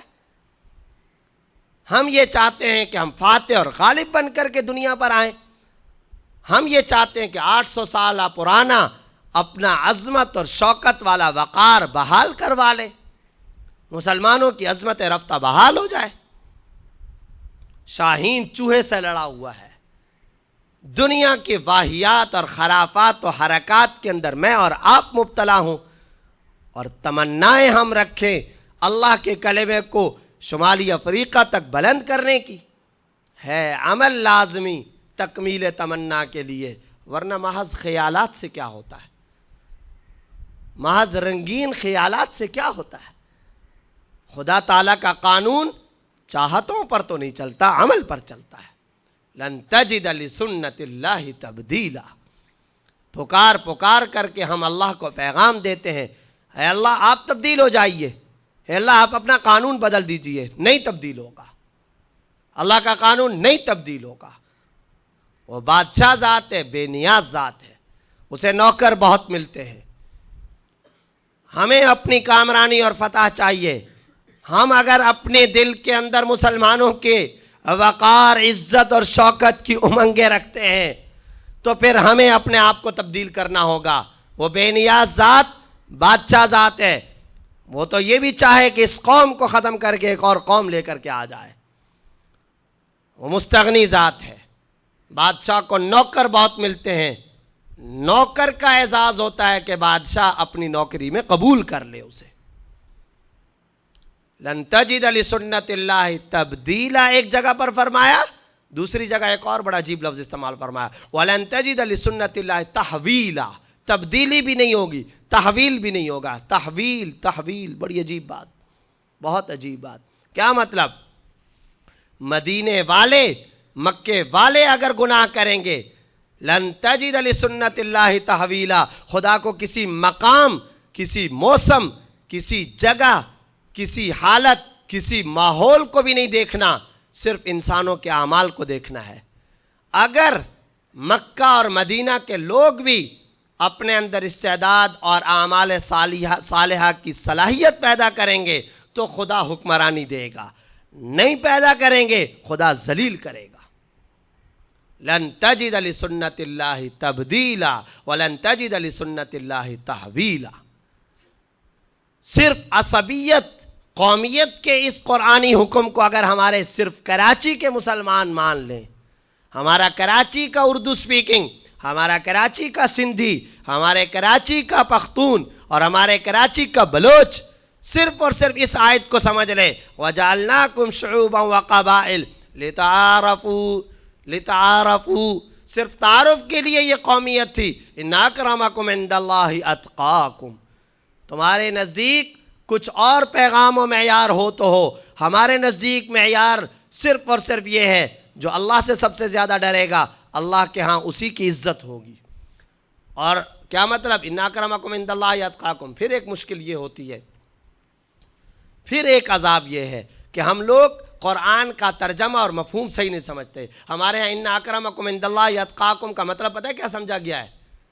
کہ تم میں سے عزت و احترام کے لائق وہ ہے، صرف اور صرف وہ ہے جو اللہ سے ڈرتا ہو۔ ارے صرف عزت و اکرام کی بات نہیں ہے، إِنَّ أَكْرَمَكُمْ کے تحت دنیا کی حکومتیں چھپی ہوئی ہیں۔ جو اللہ کے ہاں عزت اور وقار اور احترام کے لائق ہوگا تو کیا اللہ اس کو حکومت نہیں دیں گے؟ کیا اللہ اسے دنیا کا اقتدار و زمام حکومت اور زمام اقتدار اس کے حوالے نہیں کریں گے؟ الذین إن مکناہم فی الارض اقاموا الصلاۃ وآتوا الزکاۃ وامروا بالمعروف ونہوا عن المنکر۔ نماز کا قیام، امر بالمعروف، نہی عن المنکر، یہ کیا کام کرتے ہیں؟ وعد اللہ الذین آمنوا منکم وعملوا الصالحات۔ اللہ تعالیٰ کے لیے کوئی بعید نہیں۔ حضرت عمر رضی اللہ تعالیٰ عنہ کیا فرما رہے ہیں؟ خطاب کے بیٹے کو تو اونٹ بھی چرانے نہیں آتے تھے۔ اندازہ لگائیے، کبھی کبھار تنہائی کے اندر رات میں جب آپ بستر پر آرام کرنے کے لیے سوئیں، اس وقت ذرا سا آپ سوچا کریں حضرت عمر کی شخصیت اور کردار پر، خاص طور پر۔ حضرت ابو بکر اور رسول اللہ صلی اللہ علیہ وسلم کا تو معاملہ یہ تھا کہ وہ تو اسٹرکچر دے کر کے چلے گئے تھے نا، وہ تو ایک نظام حیات دے کر کے گئے تھے۔ حضرت فاروق اعظم رضی اللہ تعالیٰ عنہ نے اس نظام حیات کو دنیا کے اندر نافذ کیا اور پھیلایا۔ تو اب حضرت عمر رضی اللہ تعالیٰ عنہ کی قبل از اسلام ذرا زندگی پر بھی اور بعد از اسلام ذرا زندگی پر بھی غور کیجئے. یعنی مکہ کے گلیوں کے لوگ عمر کو تانا دیتے ہیں کہ خطاب کا یہ والا جو بیٹا ہے، جیسے ہم بستی کے اندر کہتے ہیں نا، ارے یار وہ جو خالد صاحب کا جو بیٹا ہے، یا وہ جو اللہ دین کا یا نور دین کا جو بیٹا ہے، وہ تو بکریاں بھی صحیح نہیں چرا سکتا. مکہ کی گلیوں میں فاروق اعظم کے بارے میں آپ کو پتہ ہے کہ کیا لوگ آوازیں لگاتے تھے؟ خطاب کے بیٹے کو تو اونٹ بھی چرانے نہیں آتے. اور رسول اللہ صلی اللہ علیہ وسلم ارشاد فرما رہے ہیں، کیا فرما رہے ہیں؟ کہ اللہ تعالیٰ اسلام کو خطاب کے بیٹے فاروق اعظم کے ہاتھوں تائید کی طاقت اور قوت عطا فرمائیں گے. تھرا رہی ہے رومن امپائر عمر کا نام سن کر کے، کانپ رہی ہے پرشین امپائر فاروق اعظم رضی اللہ تعالیٰ عنہ کا نام سن کر کے. خدا ان کو جو کمپینین عطا فرما رہے ہیں، جو رفقا مل رہے ہیں، خالد بن ولید، عمرو بن العاص، ابن مسعود، ابن عباس، عثمان غنی، علی، حیدر کرار، یہ فاروق اعظم رضی اللہ تعالیٰ عنہ کے ساتھ ساتھ چلنے والے. علی مدینۃ العلم، علم جن کی نوکری کر رہا ہے، چلتا ہوا علم کا شہر جن کی حفاظت کے لیے باڈی گارڈ کا فریضہ انجام دے رہا ہو، وہ فاروق اعظم کیا شان رکھتا ہوگا. قرآن کے اصول ابدی، قرآن کی تعلیمات ابدی. ارے امن و سلامتی کا ٹارگٹ اور ہدف تو بہت چھوٹا سا ہدف ہے. آج کراچی کے لوگ قرآن کا مطالعہ، قرآن کی تعلیمات پر آنا شروع ہو جائیں، قرآن کے احکام پر آنا شروع ہو جائیں، امن اور سلامتی کا ٹارگٹ تو چھوٹا سا ٹارگٹ ہے. ہم تو یورپ کے ایوانوں کے اندر خدا کے نعرہ تکبیر کو بلند کرنے کی تشکیل پر آئے ہوئی قوم ہیں. ہمارا تو یہ کام تھا. فاروق اعظم رضی اللہ تعالیٰ عنہ جن کے بارے میں یہ آواز، اور آج کیا بات کہی جا رہی ہے، مدینہ سے دمشق تک تنہا عورت بھی، اگر مدینہ سے دمشق کی بات کر رہا ہوں، آج بھی 5.5 گھنٹے جس کی فلائٹ کا ڈیوریشن پیریڈ ہے. اور کیا کہا جا رہا ہے؟ فاروق اعظم کا دور خلافت چل رہا ہے. حجازیوں کے یہ رہزنوں کے قافلے جو 10 فرلانگ پر لوگوں کو لوٹ لیا کرتے تھے، عمر نے امن اور سلامتی کا یہ دور انسانیت کو دکھایا ہے محض 12 سال کے قلیل عرصے کے اندر. محض 12 سال کے قلیل عرصے کے اندر کہ مدینہ کی ایک نوجوان خاتون اور لڑکی اگر اپنے ہار اور اپنے زیورات سے مزین ہو کر کے مدینہ سے دمشق تک چلی جائے، کوئی میلی آنکھ سے اسے اٹھا کر کے دیکھنے والا بھی نہیں ہے. عیسائی، یہودی انہیں خطوط لکھیں کہ ہمارے قوموں اور قبیلوں کے فیصلے آپ آ کر کے فرمائیے. قرآن کا اصول ابدی. کیا اصول؟ وعد اللہ الذین آمنوا منکم وعملوا الصالحات. اللہ وعدہ کر رہا ہے. صدر پاکستان کا وعدہ نہیں ہے، کسی بادشاہ کا وعدہ نہیں، کسی کج کلہ کا وعدہ نہیں ہے. وعد اللہ، وعد اللہ، وعد اللہ. اللہ وعدہ کر رہا ہے. کیا وعدہ کر رہا ہے اللہ تعالیٰ؟ وعد اللہ الذین آمنوا منکم، ان لوگوں سے وعدہ جو تم میں سے ایمان لائے. پہلی شرط ایمان. وعد اللہ الذین آمنوا منکم وعاملوا الصالحات، وعاملوا الصالحات، وعاملوا الصالحات، اور جو اعمال صالحہ پر کاربند رہنے والے ہیں. اس لیے کہ اما الزبد فیذهب جفاء، پانی جب آتا ہے، نہر آتی ہے، اس نہر کے اوپر جو خس و خاشاک اور جھاگ ہوتا ہے وہ اڑ جاتا ہے. وَأَمَّا مَا يَنْفَعُ النَّاسِ، اور جو لوگوں کو فائدہ پہنچاتا ہے، انسانیت کو فائدہ پہنچاتا ہے، جو انسانیت کو فائدہ پہنچاتا ہے، فَيَمْكُسُ فِي الْأَرْضِ، جو انسانیت کو نفع پہنچائے خدا اس کو زمین کے اندر قرار عطا فرماتے ہیں. پانی کی مثال اللہ تعالیٰ پہلے بیان فرما رہے ہیں کہ نہر آ رہی ہے، پانی آ رہا ہے، جھاگ کو اڑا کر کے اللہ ختم کر دیتے ہیں. لیکن چونکہ پانی سے انسانوں کو، حیوانوں کو، زمین کو، پودوں کو، پھلوں کو، پھولوں کو، جھیلوں کو، دریاؤں کو فائدہ پہنچتا ہے، تو پانی کو اللہ ختم نہیں کرتے. فَيَمْكُسُ فِي الْأَرْضِ، پانی کی یہ مثال بیان کر کے آگے فرمایا کہ کذالک یضرب اللہ الامثال للناس، اللہ تعالیٰ یہی مثال لوگوں کے لیے بھی بیان فرماتے ہیں۔ تو کیا فرما رہے ہیں؟ وعد اللہ الذین آمنوا منکم وعملوا الصالحات لَيَسْتَخْلِفَنَّهُمْ فِي الْأَرْضِ، جو ایمان اور اعمال صالحہ پر آئے گا لَيَسْتَخْلِفَنَّهُمْ فِي الْأَرْضِ، اب ضرور بھی ضرور، اب اگر آپ حضرات عربی زبان کی فصاحت و بلاغت، لذت اور اس کے مزے سے واقف ہوتے تو میں آپ کو بتاتا، یہ جو لَيَسْتَخْلِفَنَّهُمْ کے شروع میں جو لام آیا ہوا ہے، یہ لام بھی تاکید کے لیے ہے، بات کو پکا کرنے کے لیے، اور لَيَسْتَخْلِفَنَّ کے بعد اگر کوئی عربی زبان سے تھوڑا سا بھی واقف وہ سمجھ جائے گا، یہ جو آگے چل کر کے نون آیا ہوا ہے اس کو عربی میں بولتے ہیں نون تاکید ثقیلہ، اور جب بھی کسی لفظ کے اوپر شروع میں لام آ جائے پھر نون ثقیلہ آ جائے، عربی زبان میں اس سے بڑی کوئی تاکید نہیں ہے، اس سے زیادہ بات کو پکا کرنے کا کوئی طریقہ عربی زبان کے اندر کوئی لفظ اور حرف موجود نہیں ہے۔ اب اللہ تعالیٰ کیا فرما رہے ہیں؟ لَيَسْتَخْلِفَنَّهُمْ فِي الْأَرْضِ، ایسے لوگوں کو ضرور بھی ضرور اللہ تعالیٰ زمین کے اندر اقتدار اور حکومت عطا فرما دے گا۔ آپ یہ جو بیٹھے ہوئے ہیں، آپ جرمنی، یورپ، فرانس، امریکہ اور برطانیہ کے مالک ہو سکتے ہیں۔ یہ صحابہ اگر رومن امپائر اور پرشین امپائر کو ٹکڑے ٹکڑے کر سکتے ہیں، 2 سپر طاقتوں کو 12 سال میں شکست دے سکتے ہیں، تو کیا قرآن کا اور خدا کا وعدہ جھوٹا ہو گیا؟ آج اللہ تعالیٰ کی کیا طاقت کمزور ہو گئی ہے؟ کبھی بھی نہیں ہے۔ یہ معاشرہ تو اپنے آپ کو تبدیل کرنے پر آمادہ ہو، یہ ملک تو اپنے آپ کو تبدیل کرنے پر آمادہ ہو۔ ہم جتنے گھٹیا، ہلکے اور کمزور قسم کے اعمال کے اندر پڑ چکے، ہماری سڑکوں پر آئے دن کعبے منہدم ہوتے رہے، ہم ہتھوڑے اٹھا اٹھا کر کے کعبے کو توڑنے پر آمادہ ہوں، ایک انسان کا قتل کعبے کو منہدم کر دینے کے مترادف ہے۔ ہماری سڑکیں مسلمانوں کے خون سے رنگین ہوں اور ہم دنیا کے اندر اپنی عظمت رفتہ کو بحال کرانے کی آرزو رکھیں، یہ کبھی نہیں ہو سکتا۔ اس لیے جب تک مسلمانوں کے ہاتھوں میں قرآن تھا، قرآن و سنت کی دعوت تھی، قرآن و سنت کی اسپرٹ اور روحانی قوت تھی، یہ دنیا کے اوپر حکومت کرتے رہے۔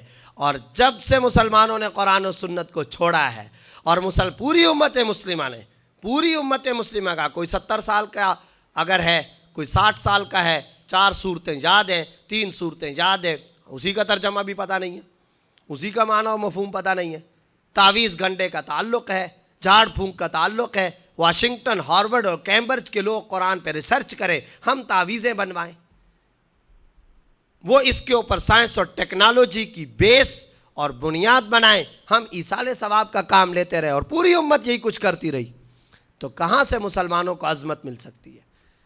امن اور سلامتی اسلام میں منحصر، امن اور سلامتی ضمنی ہدف ہے، امن اور سلامتی جزوی ٹارگٹ ہے، چھوٹا ٹارگٹ ہے، بڑے بڑے ٹارگٹ ملیں گے قرآن کو ہاتھ میں لینے سے۔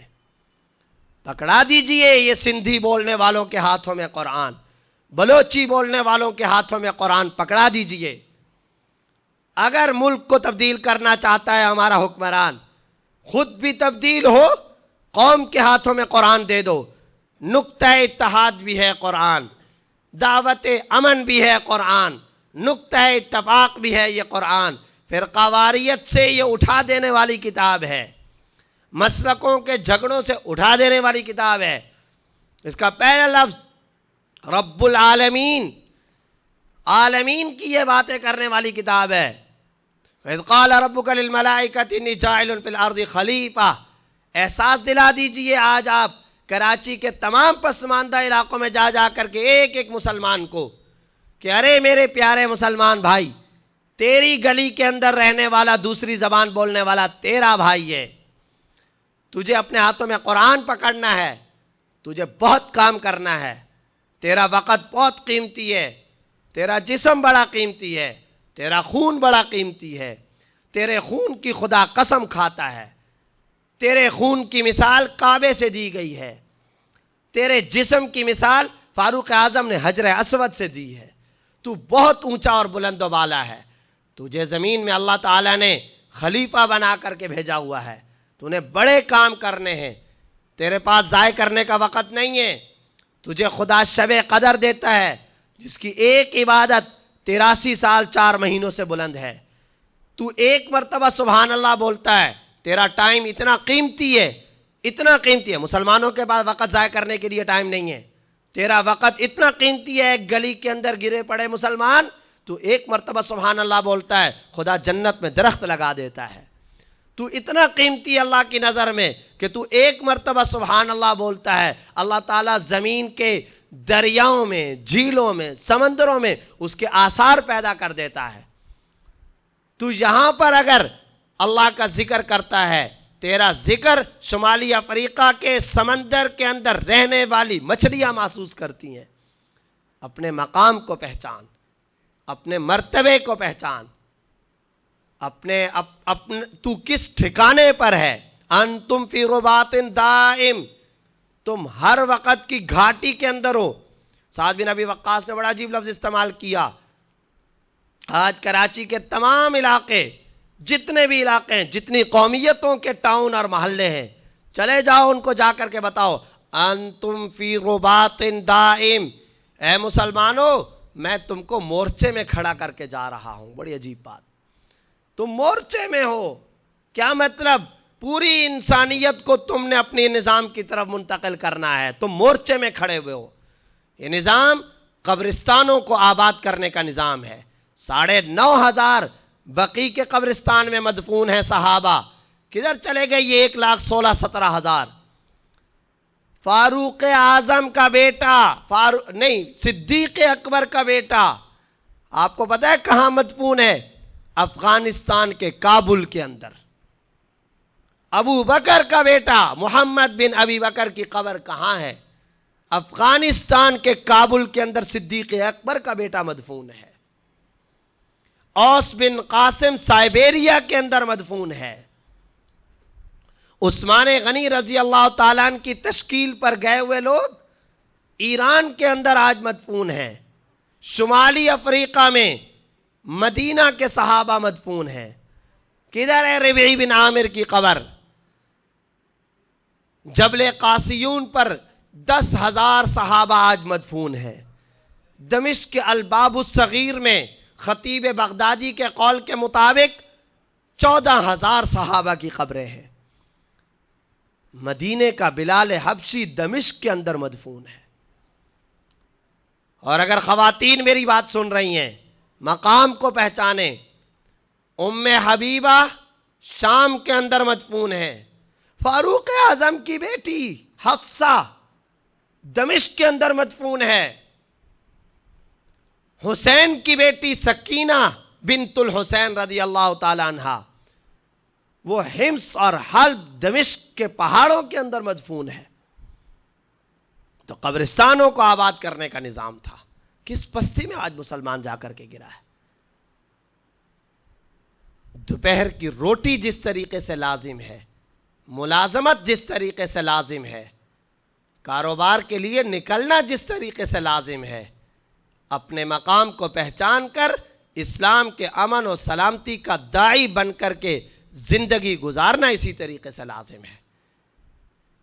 رات کا کھانا جس طریقے سے لازم ہے، قرآن روزانہ کی بنیاد پر کھولنا اس طریقے سے لازم ہے۔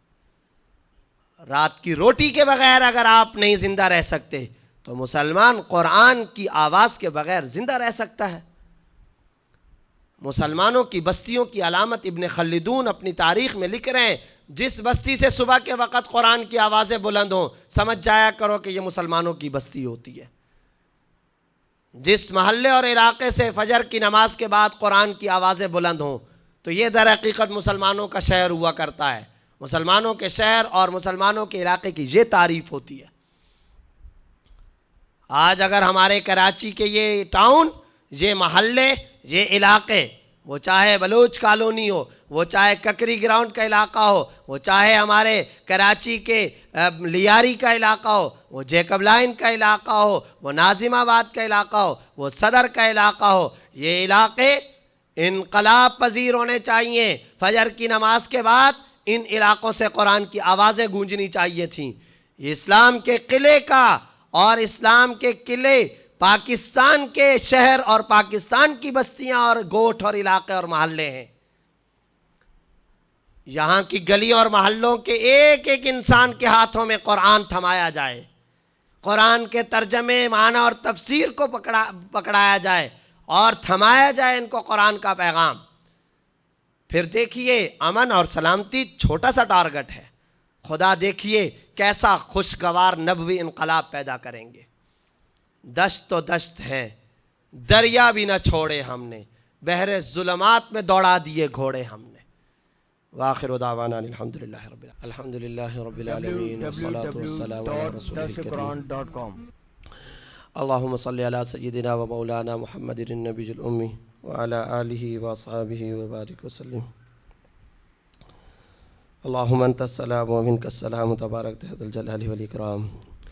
اللہم انک عفو تحب العفو فاعف عنا یا غفور، فاعف عنا یا کریم، فاعف عنا یا ارحم الراحمین۔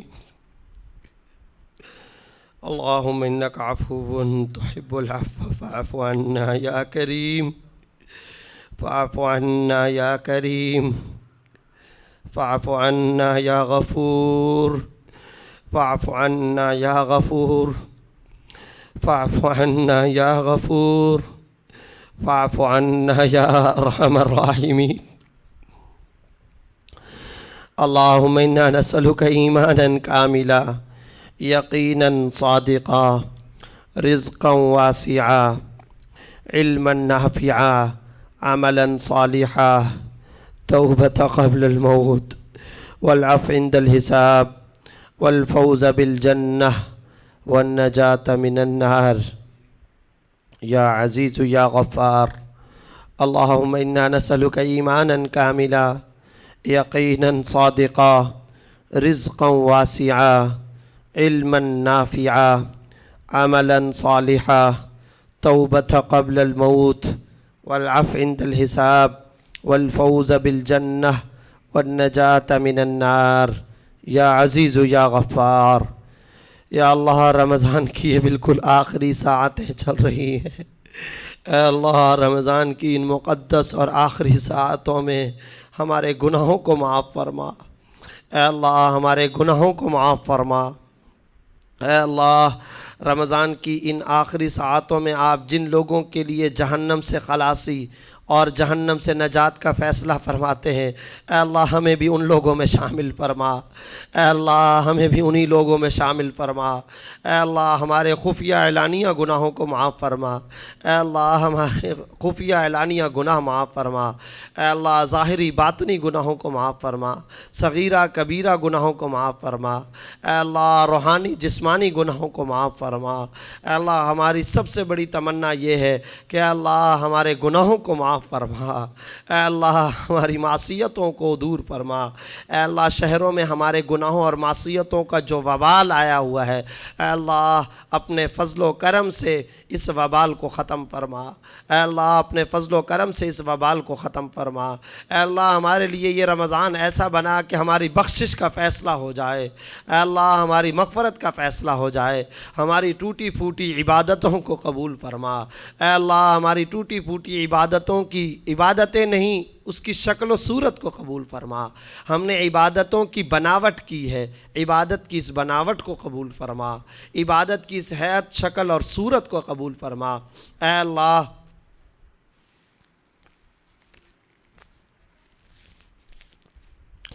ہماری عبادتوں کو قبول فرما۔ اے اللہ رمضان کی ان آخری ساعتوں کو ہمارے لیے مغفرت اور رحمت والا بنا، اے اللہ رمضان کی ان آخری ساعتوں کو رحمت اور برکت والا بنا۔ اے اللہ امت مسلمہ کے زوال کو ختم فرما، اے اللہ امت مسلمہ کے زوال کو ختم فرما، اے اللہ امت مسلمہ کی پستی کو ختم فرما، اے اللہ امت مسلمہ کی پستی کو ختم فرما۔ اے اللہ ہم چاروں طرف سے پٹ رہے ہیں، اے اللہ ہم ظلم کا شکار ہیں، اپنے بھی ہمیں مارتے ہیں، اے اللہ غیر بھی ہمیں مارتے ہیں، اے اللہ ہم پر حکمران بھی ایسے مسلط ہیں جو ہم پر ظلم کرتے ہیں، اے اللہ ہم اپنوں کے بھی اے اللہ پسیجے ہوئے ہیں، اے اللہ غیروں کے بھی اے اللہ ظلم اور ستم اور تشدد سہمے ہوئے ہیں، اے اللہ ہم کتنا سہ سکتے ہیں، اب ہمارے وجود اور جسم کے اندر طاقت اور قوت نہیں رہی۔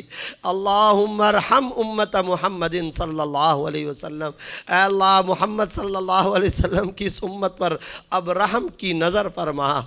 اے اللہ محمد صلی اللہ علیہ وسلم کی امت زوال کے لیے نہیں آئی تھی، اے اللہ محمد صلی اللہ علیہ وسلم کی امت اور زوال اے اللہ ایسا کبھی بھی نہیں تھا۔ یہ ہماری شامت اعمال ہے، ہماری شامت اعمال کو ختم فرما، اے اللہ ہماری شامت اعمال کو ختم فرما۔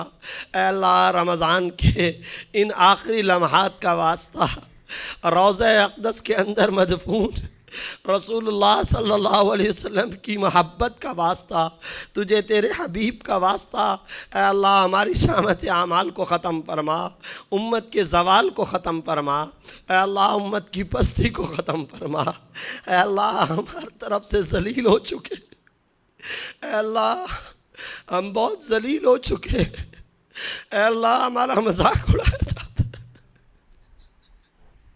اے اللہ پوری دنیا میں ہمارا مذاق اڑایا جاتا ہے،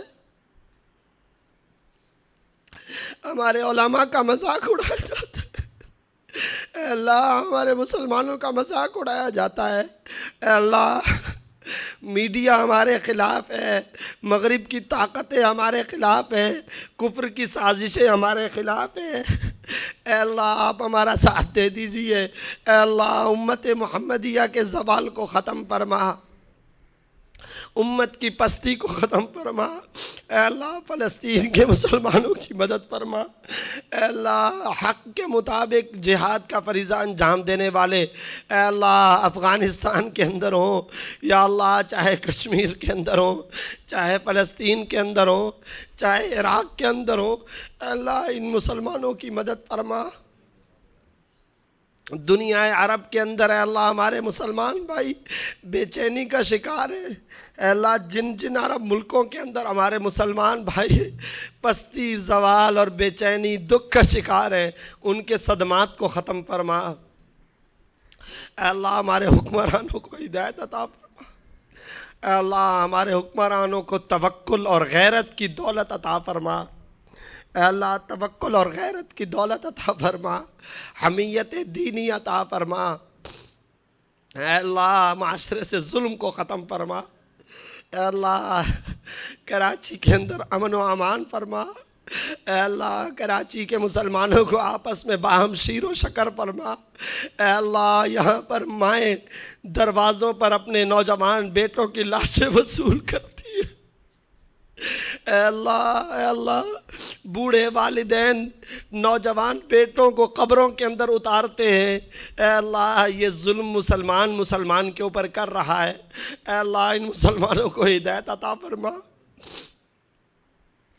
اے اللہ ان مسلمانوں کو ہدایت عطا فرما، اے اللہ جنازے اٹھا کر کے ہم تھک گئے، اے اللہ ہماری ناک کٹ گئی ہے، دنیا کفر ہمارے بارے میں بولتے ہیں کہ یہ آپس میں ایک دوسرے کو قتل کر دیا کرتے ہیں، اے اللہ ہم اس پستی کے اندر جا پہنچے ہیں، یہ پستی کا سب سے آخری درجہ ہے، اے اللہ اپنے حبیب کے واسطے رمضان کی ان آخری مقدس ساعتوں کے واسطے اس مہمان مہینے کے واسطے اے اللہ اپنے نیک لوگوں کے عبادتوں کی لاج رکھتے ہوئے مسلمانوں کو بھائی بھائی بنا دے، اے اللہ مسلمانوں کو باہم شیر و شکر فرما دے، پاکستان کو حقیقی معنی میں اسلام کا قلعہ بنا دے، اے اللہ حقیقی معنی میں پاکستان کو اسلام کا قلعہ بنا دے، اے اللہ پاکستان کو حقیقی معنی میں اسلام کا قلعہ بنا دے۔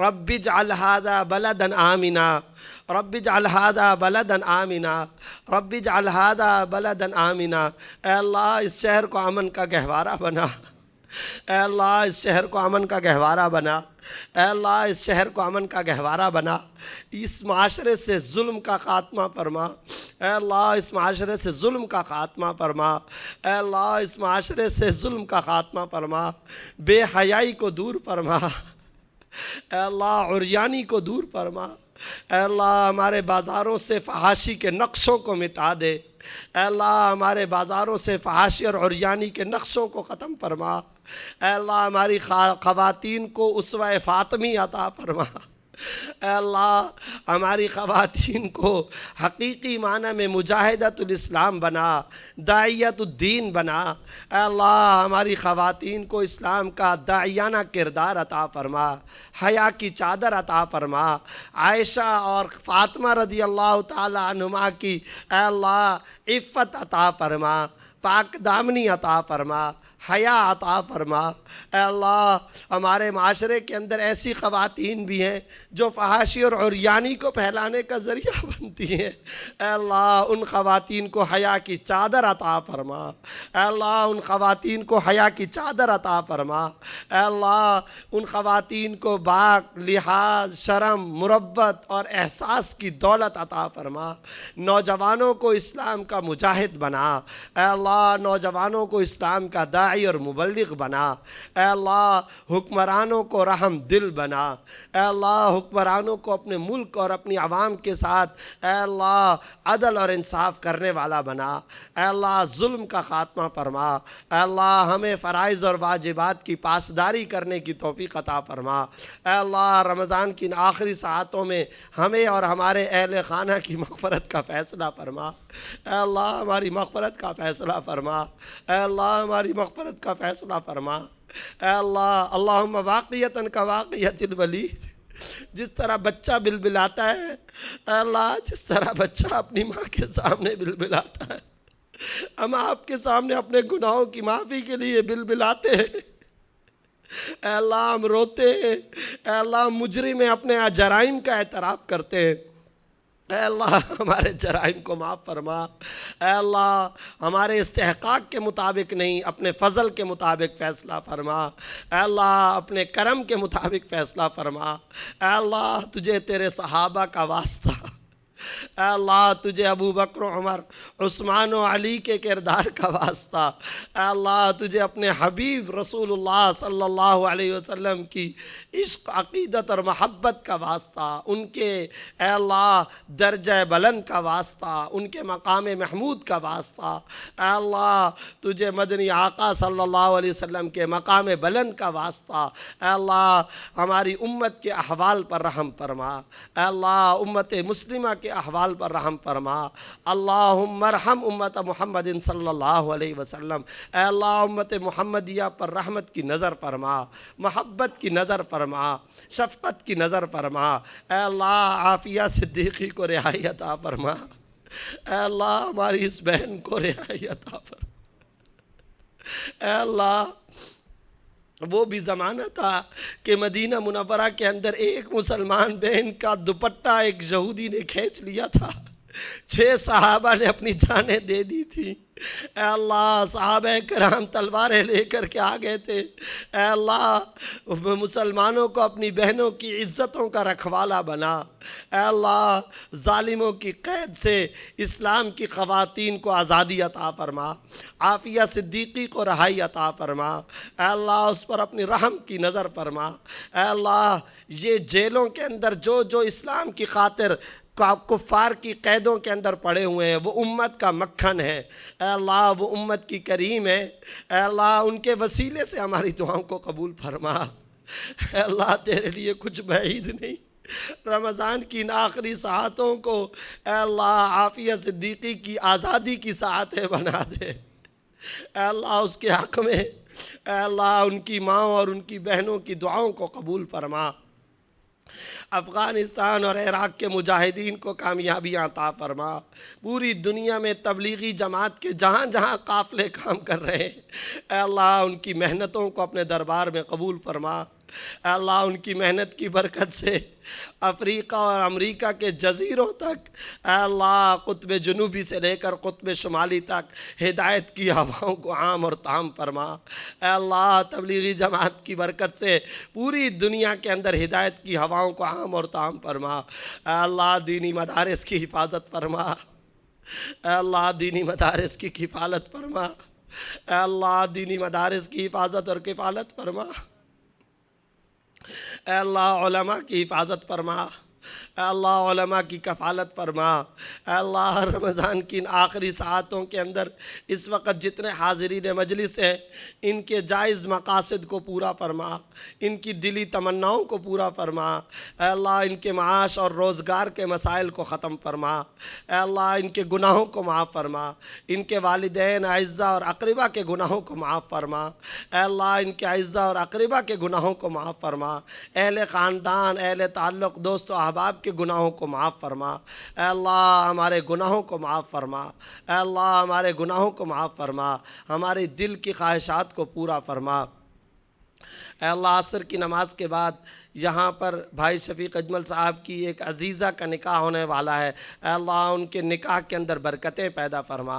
اے اللہ اس جوڑے کے اندر وہ برکتیں پیدا فرما جو حضرت فاطمہ رضی اللہ تعالیٰ عنہ اور حضرت علی کے نکاح کے درمیان میں تھیں، جو حضرت عائشہ اور رسول اللہ صلی اللہ علیہ وسلم کے نکاح کے درمیان میں تھیں۔